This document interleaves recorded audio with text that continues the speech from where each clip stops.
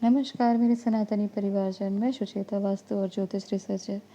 आज हम आपसे बहुत महत्वपूर्ण विषय पर चर्चा करेंगे। एक बहुत महत्वपूर्ण खगोलीय घटना घटने जा रही है 8 अप्रैल को। 8 अप्रैल को क्या ग्रहण घटना घटेगी, वो है सूर्य ग्रहण। और ये बहुत व्यापक आपके जीवन में असर करेगा। क्या असर करेगा, इसका क्या असर, आगे आप देख सकते हैं होने वाली घटनाओं को। अगर ये पूरी जानकारी आप देखना चाहें, क्योंकि बहुत महत्वपूर्ण है, आपको देखना चाहिए और इस वीडियो को अंत तक आप इसको ज़रूर सुने, ताकि आप जान सकें कि किस प्रकार से खगोलीय घटना, जो सामान्य रूप से एक तो छोटी सी घटना है, परंतु ज्योतिषीय दृष्टिकोण से इसका व्यापक असर होगा। क्यों होगा? क्योंकि ग्रहों के योग और ग्रहों के नक्षत्रों के साथ में युति जब कुछ विशेष आपको होने वाली घटनाओं की जानकारी देती है, और ये गणनाएं जब हम करते हैं तो इसका बहुत व्यापक असर हमारे जीवन में हम होते हुए देख सकते हैं। और आगे जो सूर्य ग्रहण पड़ेगा, ये बहुत ही ज़्यादा विशेष होगा। और अगर हम ग्रहों की युति देखें तो सबसे महत्वपूर्ण बात, राहु, चंद्रमा, सूर्य और शुक्र। तो ये सब चीज़ों की ये रेवती नक्षत्र में, और रेवती नक्षत्र में मैक्सिमम जो ग्रह हैं वो भी गंडांत हैं। और जब गंडांत जो होते हैं ग्रह, तो निश्चित तौर पे आप देखें कि बहुत बड़ी एक नेगेटिव एनर्जी क्रिएट होती है, क्योंकि गंडांत का अर्थ ही है डूबना या गांठ लग जाना।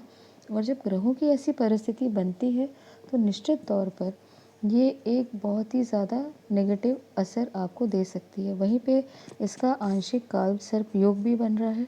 ग्रहण के समय जहाँ ग्रहण पड़ रहा है उस टाइम अगर आप टाइम और जिस स्थान पे बढ़ा है स्थान पे होगा ग्रहण, अगर उसकी पत्री निकाली जाए तो ये एक आंशिक काल सर्प योग का भी योग बन रहा है। और साथ ही साथ कुंभ राशि में मंगल और शनि की युति दिखाती है कि बहुत बड़े लेवल में लोगों पे असंतोष की भावना जागेगी। लोगों में हिंसा, क्लेश बहुत अति चरम में देख सकते हैं। सूर्य ग्रहण का ये समय ऐसा होगा कि हर घर में आपको दिखेगा कि बहुत ज़्यादा लोगों में क्लेश हो रहा है, लड़ाई हो रही है, और ये हिंसक रूप भी ले सकती है। इसलिए अभी आपको अपने मन को शांत रखने का प्रयास करना चाहिए। और अगर कहीं पे ऐसी नेगेटिव ऊर्जाएं हो रही हैं तो कम से कम आप प्रयास करें, आप इन सब चीज़ों से दूर रहें। घर में हो, समाज में हो, आपस में मित्रों के बीच में भी ये सब चीज़ें बहुत बड़ा कारण बन सकती है हिंसा का, क्लेश का, लड़ाई झगड़े का। और ये व्यापक रूप से होगा, अर्थात ये देशों के बीच में भी महायुद्ध की परिस्थिति भी आप इसी योग के कारण बढ़ती हुई देख पाएंगे। और जैसे मैंने बताया कि ग्रहों की बहुत सारी जो युतियाँ हैं नक्षत्रों के साथ, अगर आप देखें, जैसे अभी आप बुध की परिस्थिति देखें तो बुध वक्री हैं। इस समय आपको अपने ट्रांजैक्शन को लेके, मनी ट्रांजैक्शन, मनी ट्रेल जो भी आप करते हैं, लेन देन, उससे बहुत सतर्क रहें। बिजनेस में आपका जो लेन देन है उसे प्रॉपर तरीके से अपने रोज़मर्रा की ज़िंदगी में क्या खर्च हुआ, कितना खर्च हुआ, यहाँ पे ग्रहण के समय शुक्र का भी यहाँ पे उपस्थित होना बताता है कि आपको अपने पैसों को लेकर और अपनी जो महत्वपूर्ण जो चीज़ें होती हैं, आपके एसेट्स होते हैं, उनको लेकर सावधान रहने की आवश्यकता है। और गुरु का भी यहाँ पे गोचर होने वाला है। तो ये चीज़ें हमें कुल तरीके से देखा जाए तो धन को लेके और परिवार के सामंजस्य को लेकर हार्मनी बनी रहे, प्रेम बना रहे, उसके लिए आपको बहुत विशेष प्रयास करने की आवश्यकता होगी।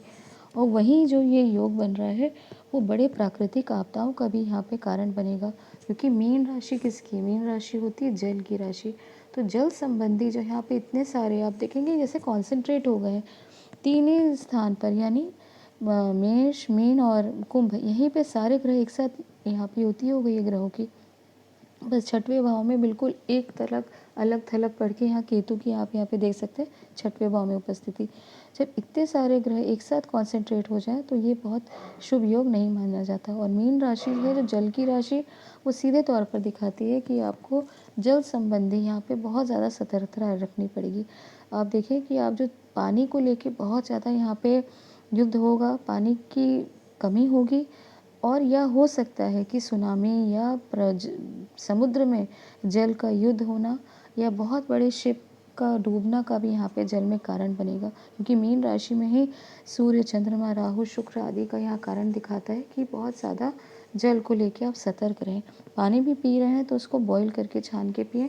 और कोशिश यही रहे कि कम से कम जल को लेके आप अभी सतर्कता रखेंगे। और जल संबंधी अगर आप ये चीज़ों को अगर आप मैनेज कर पाएंगे, क्योंकि यहाँ पे बहुत ज़्यादा प्राकृतिक आपदाएँ भी नज़र आएँगी, क्योंकि ये एक ऐसा समय है कि बहुत सारे ग्रह, जैसे मैंने बताया कि गंडांत है।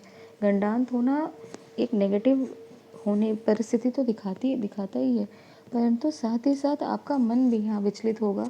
आप देखेंगे कि हो सकता है कि छोटी सी घटना, छोटी सी बात ही आपको बहुत ज़्यादा परेशान कर सकती है, टेंशन या डिप्रेशन का कारण बन सकता है बहुत सारे लोगों के लिए। तो ये चीज़ें बनती हुई नज़र आएंगी। अगर आपको कारण पता हो तो कम से कम आप उसका उपाय करेंगे। अगर देखें कि आपका मन बहुत विचलित हो रहा है, बीपी बढ़ रहा है और या इस तरह से परेशानी हो रही है, तो कम से कम आप प्राणायाम करेंगे। और जब कारण मालूम होता है तो हम उसका निवारण के लिए भी सलूशन सोच सकते हैं।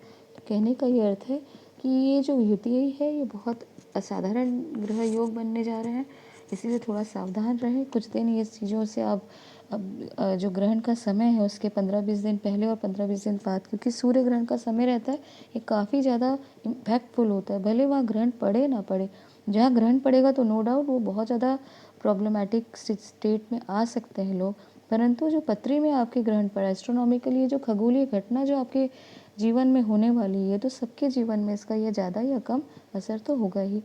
तो इन बातों से अगर आप सावधान रहें, सतर्क रहें, अननेसेसरी जहाँ झगड़े हो रहे हैं, लड़ाई होने का जहाँ आप देख सकते हैं, तो आप उससे बचें।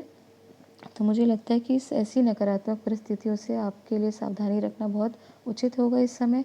मन शांत रखें, जब ध्यान आदि के माध्यम से अपनी स्पिरिचुअल एनर्जीज़ को बढ़ाएं, ताकि जितनी भी नेगेटिविटी जो बढ़ेगी वो आपको हार्म ना करे, आपको परेशान ना करे, कष्ट ना पहुंचाए।